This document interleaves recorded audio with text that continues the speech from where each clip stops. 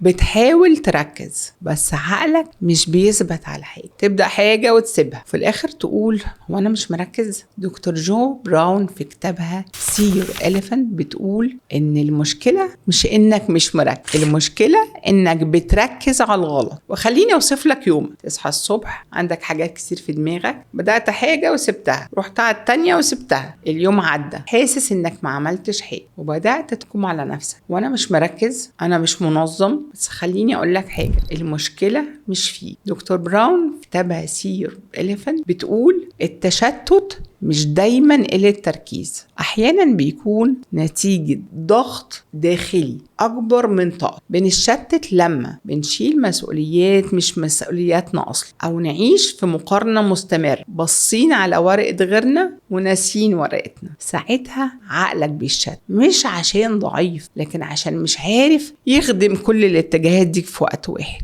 يعني المشكلة مش في إمكانياتك، المشكلة في إمتى بتستخدمها والمين. وخليني أوضح لك أكتر، أنت مش تعبان من الحياة، أنت تعبان من إنك بتشيل حاجات مش بتاعتك وطاقتك بتروح على صورة في دماغ حد تاني، وبعدين تسأل وليه ما عنديش طاقة لحاجتي أنا؟ لأنك صرفتها على ورقة غيرك. دكتور جو براون بتقول ابدأ بسؤال واحد بس: هو إيه اللي عليا أنا فعلا؟ مش إيه اللي الناس متوقعاه منك، مش إيه اللي شايف الناس بيعملوه، إيه اللي أنت فعلا مسؤول عنه. بعدين خد 3 خطوات عملية. أول حاجة، هتسيب كل اللي مش مسؤوليتك، مش كل حاجة محتاجة ردك، ومش كل مشكلة محتاجاك تحلها انت. تاني حاجة، وقف المقارنة، ورقة غيرك مش ورقتك وانت مش هتتحاسب على ورقته. تالت حاجة، ركز على ورقتك انت بس. خطوة واحدة واضحة في اتجاهك انت احسن من 10 خطوات في اتجاهات مختلفة. لما تعمل كده هتحس ان عقلك بدأ يهدى،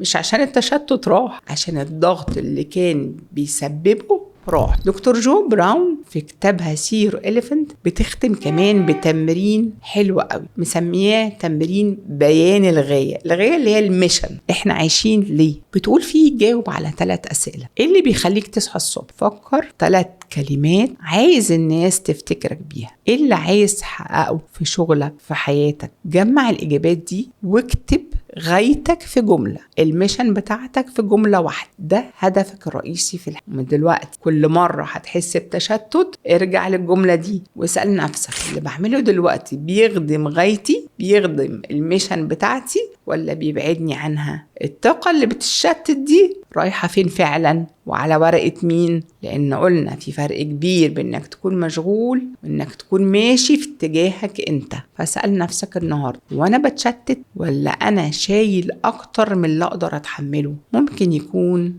ده فيلك.